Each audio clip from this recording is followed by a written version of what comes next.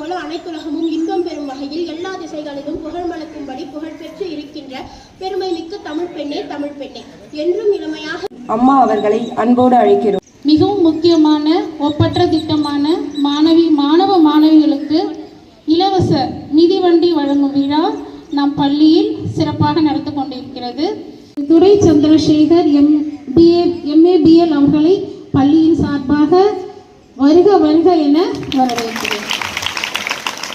கடந்த 3 இருக்கிறார். அதே போல் இந்த ஆண்டும் உங்களுக்கு அறிவுரைகளை வழங்க வந்துள்ள அவரை மீண்டும் பள்ளியின் சார்பாக வருக வருக என வரவேற்கிறேன்.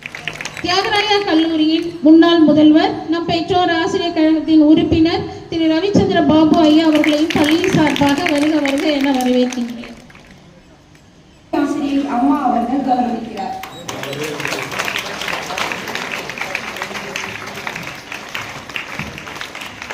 MKV boys higher secondary school old school எனக்காக 75 பெஞ்சு, அதாவது சிட்டிங் பெஞ்ச் அந்த ரைட்டிங் பெஞ்சு அனைத்தையுமே வாங்கி கொடுத்து இன்னைக்கு அந்த பள்ளியில் 20 பெஞ்சு எக்ஸ்ட்ரா இருக்கு. திரு பாஸ்கர் பாபு அவர்கள் கௌரவிக்கிறார். நம் பள்ளியின் உதவி தலைமை ஆசிரியர் திரு தேவராஜன் அவர்கள் கௌரவிக்கிறார்.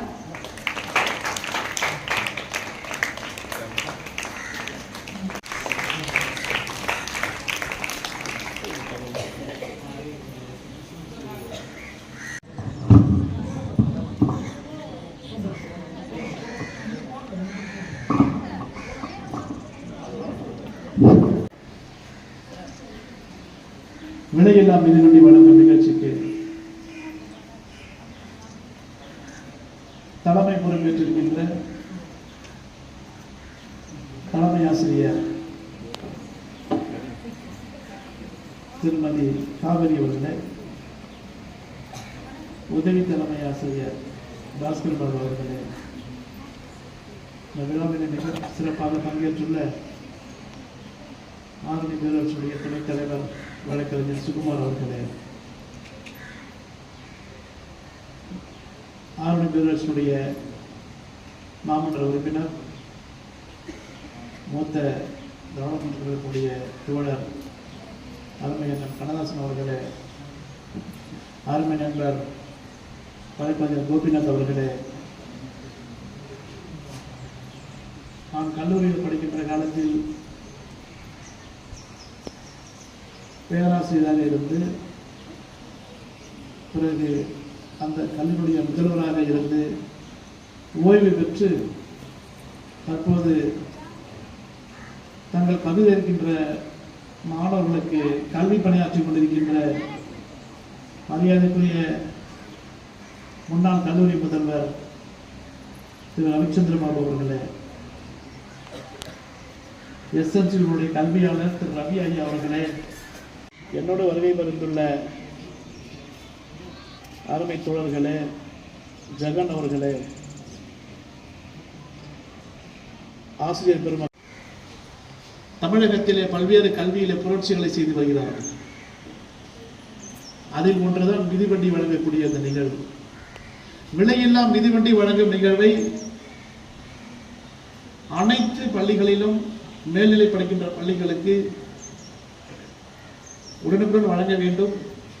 ஒரு நாள் கூட அவர்களை தாமதிக்க கூடாது என்பது போல உத்தரவுகள் எங்களுக்கு வருகிறது. காரணம், எந்த காரணத்தை கொண்டும் பள்ளிக்கு தாமதமாக வருவதோ, வருவதற்கு ஏதேனும் இடையூறு இருந்தால் அதனால் பள்ளி மாணவர்கள் வராமல் விட்டு விடுவதோ கூடாது. எந்த ஒரு பிள்ளையும் கல்வியை இடையிலே நின்றுவிடக்கூடாது என்ற ஒரு உயரிய நோக்கத்தோடு தொடங்கப்பட்ட இந்த திட்டத்தை மாண்புமிகு நம்முடைய தமிழ்நாட்டு முதலமைச்சர் அவர்கள் மிக சிறப்பாக கடந்த 4 ஆண்டுகளுமாக செய்து முடிக்கிறார்கள். அதற்கு இந்த நேரத்தில் அவர்களை நன்றி கூற கடமைப்பட்டிருக்கிறோம். மிதிவண்டி மட்டுமல்ல, அரசு பள்ளியில் படிக்கின்ற மாணவர்களுக்கு மேற்படிப்பிற்கு செல்லும் போது அங்கேயும் அவர்களுக்கு எந்த இடையூறும் வரக்கூடாது, எந்த கஷ்டங்களும் வரக்கூடாது என்று மாதந்தோறும் ₹1000 வழங்கும் திட்டம். மகளிர்களுக்கு பெண்களுக்கு புதுமை பெண்கள் திட்டம், மாணவர்களுக்கு நான் முதல்வன் திட்டம், அரசு பள்ளியிலே படிக்கின்ற மாணவர்கள் மேல் படிப்புக்கு செல்லும் போது அவர்களுக்கு இடஒதுக்கீட்டில் 7.5% என்ற அரசாணையை வெளியிட்டு மிகப்பெரிய ஒரு சாதனையை நிகழ்த்தி கொண்டிருக்கின்ற இந்த அரசினுடைய நோக்கம் என்னவென்றால், அரசு பள்ளியில படிக்கின்ற மாணவர்கள், ஏன்னா அப்பெல்லாம் பார்த்தீங்கன்னா பெரிய பெரிய மருத்துவ படிப்பிற்கோ மற்ற படிப்பிற்கோ நம்மளால போக முடியாது. ஆனால் அதிலே அரசு பள்ளியில படிக்கின்ற மாணவ மாணவிகள் 7.5% இடஒதுக்கீடை பெற்று ஒரு மருத்துவக் கல்லூரிக்கோ வேறு ஒரு பொறியியல் கல்விக்கோ சென்று மேற்படிப்பை தொடர்வதற்கு அந்த அரசாணை வழிவகுக்கிறது. அப்பேற்பட்ட ஒரு மாபெரும் திட்டத்தை கொண்டு வந்து அதை சட்டமாக்கிய மாண்புமிகு தளபதி அவர்களை இந்த நேரத்தில் நாம் நினைவு கூறுகிறோம்.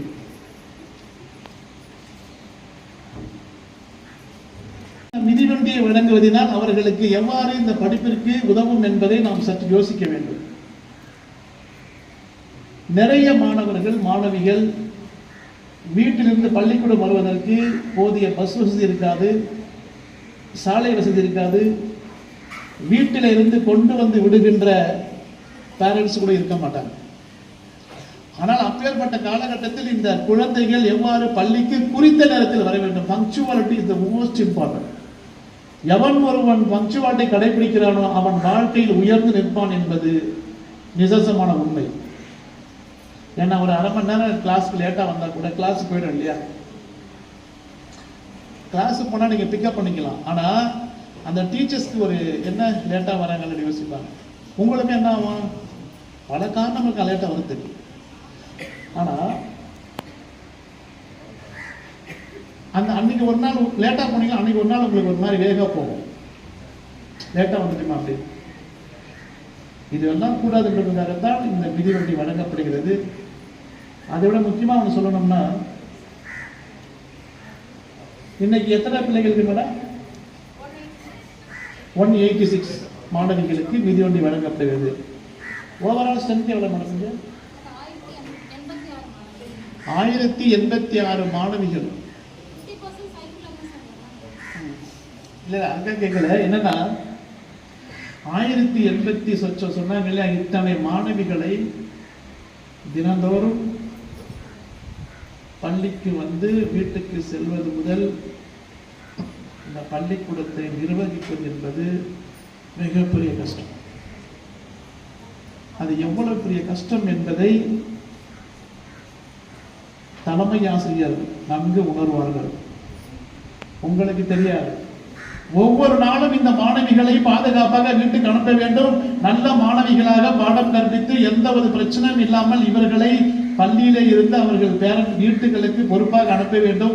எந்த ஒரு பிரச்சனை இருக்கக்கூடாது என்று ஒரு நாளும் தங்களை தயார்படுத்திக் கொண்டு ஒரு தலைமை ஆசிரியரும் ஒரு ஆசிரியர் பெருமக்களும் இங்கே பணி செய்வது என்பது அவ்வளவு சாமானிய காரியம் கிடையாது. அப்படித்தானே மேடம்?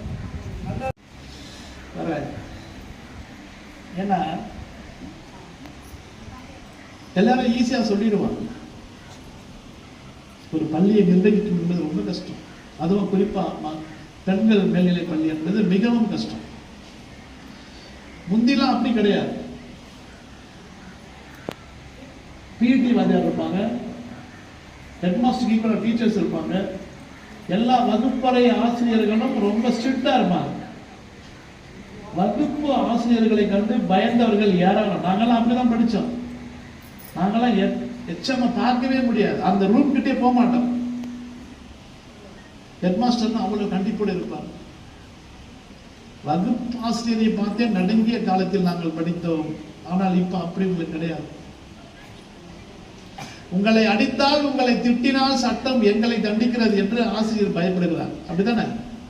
உங்களை திட்டக்கூடாது, மாணவர்களை அடிக்கக்கூடாது, மாணவர்களை மிகவும் மரியாதையாக நடத்த வேண்டும். இது எல்லாம் எதை காட்டுவது என்றால், உங்களை மிகவும் நேசிக்கக்கூடிய ஒரு ஆசிரியராக ஆசிரியர் உருவாக்குகிறார். ஏன்னா மனித உரிமை இப்போது ரொம்ப பொறுப்பாக நடத்தப்படுகிறது. HM மேடம் சொன்னாங்க 3 வருஷமா எம்எல்ஏ வராரு, அதுபோல மாணவிகளுக்கு அறிவுரை கூற வேண்டும் என்று. அறிவுரை கூறுவதற்கு நான் வரவில்லை, அறிவுரை சொல்வதற்கு ஆசிரியர் பெருமக்கள் இருக்கிறார்கள். குழந்தையை பெற்று தாளாட்டி சீராட்டி அறிவுரை செய்து உங்களை கொண்டு வந்து இந்த பள்ளியிலே விட்டு இந்த பள்ளியிலே உங்களுக்கு பாடத்தோடு உங்களுடைய அறிவுரைகளையும் சொல்லி உங்களை நல்ல பிள்ளைகளாக வளர்த்தெடுக்கின்ற ஆசிரியர்கள் இருக்கும்போது அறிவுரைகள் என்பது உங்களுக்கு எல்லாருக்குமே தெரியும். உங்களுக்கு வளர்ந்த பிள்ளைகள், உங்களுக்கு யாரும் அறிவுரை சொல்லக்கூடாது, அப்படிதானே? உங்களுக்கு எல்லாமே தெரியும். ஆனால் ஒரு தலைமை ஆசிரியர், அதுவும் உங்கள் பள்ளியிலே நீண்ட காலமாக பணியாற்றி இன்றைய தினம் தமிழக அரசினுடைய ஒரு நல்லாசிரியர் விருதை பெற்றுகிறார் என்றால் அவருடைய பணியை நாம் பாராட்ட வேண்டும், வாழ்த்த வேண்டும்.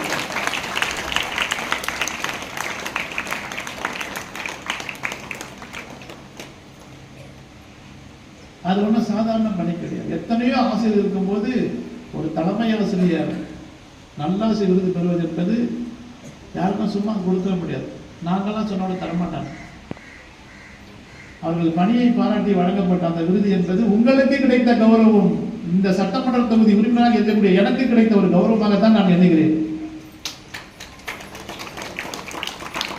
அதாவது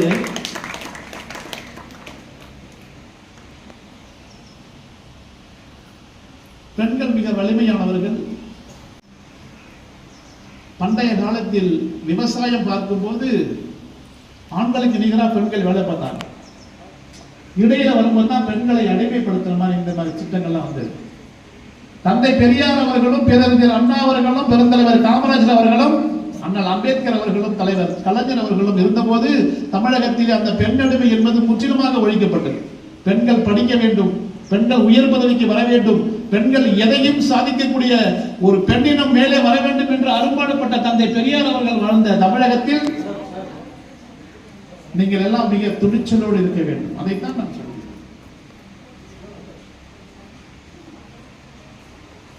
உங்களுக்கு எல்லாம் ஒரு வாழ்க்கையில் நீங்கள் முன்னேற வேண்டும் என்றால் தயக்கம், பயம், இது இரண்டும் உங்கள் வளர்ச்சியை கெடுத்துவிடும்.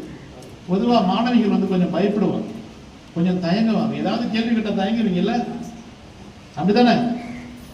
யாராவது கேட்டா டக்குன்னு பயப்படுவீங்க, தயங்குவீங்க, சொல்ல கொஞ்சம் யோசிப்பீங்க.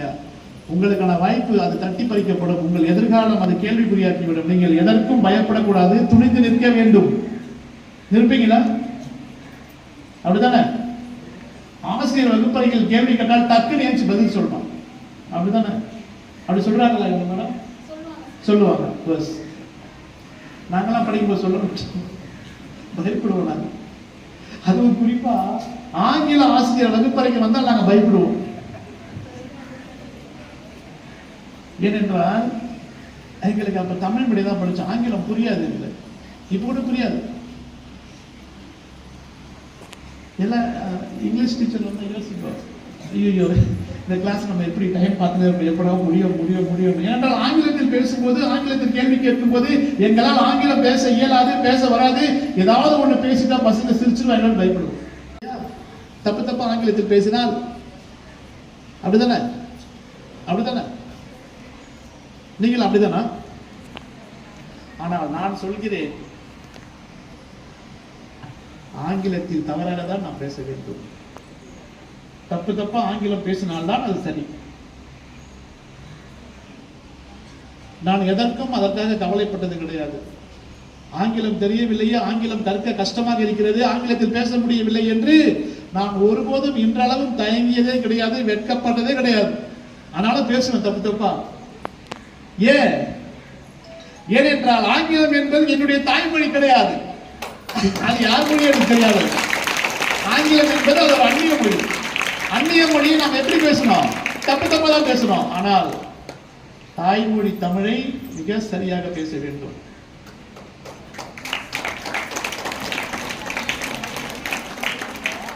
தாய்மொழியை தப்பா பேசினாதான் நமக்கு அசிங்கம். ஐயோ என்னடா அதை நம்ம மொழியை நம்மளால பேச முடியலன்னு. ஆங்கிலம் தப்பா தான் பேசணும். ஆங்கிலம் படித்தவர்கள் யாருமே ஆங்கில அறிவோடு நுழையது கிடையாது. இன்றைக்கு இருக்கின்ற பெரிய பெரிய ஆங்கில மேதைகள் எல்லாம் தமிழகத்தில் இருக்கின்ற அண்ணாவிட யாரும் ஆங்கிலம் பேச முடியாது. அவரை விட ஒரு ப்ரொனன்சியேஷன் யாரும் பண்ணிட முடியாது. சாதாரண அரசு பள்ளியிலே பயின்று இன்று உயர் நீதிமன்ற நீதிபதிகளும் IAS ஆபீசர் IPS எல்லாருமே சாதாரண அரசு பள்ளியில உங்களை மாதிரி படித்தவங்க தான், தமிழ் மீடியம் படிச்சவங்க. அவர்களால் முடியும் என்பதை அவர்கள் ஆக்கப்பூர்வமாக எண்ணுகிறார்கள். நாங்களும் ட்ரை பண்றோம். நானும் எவ்வளவு ட்ரை பண்றேன், இருந்தாலும் கொஞ்சம் இடர்வேன், கொஞ்சம் தப்பு தான் பேசுவேன். நான் ஒத்துக்கிறேன். உங்களுக்கு எல்லாம் தெரியும், லால் பகதூர் சாஸ்திரி தெரியல, கேள்விப்பட்டிருக்கீங்களா? அவர் சிறு வயதில் பள்ளிக்கூடம் செல்லும் போது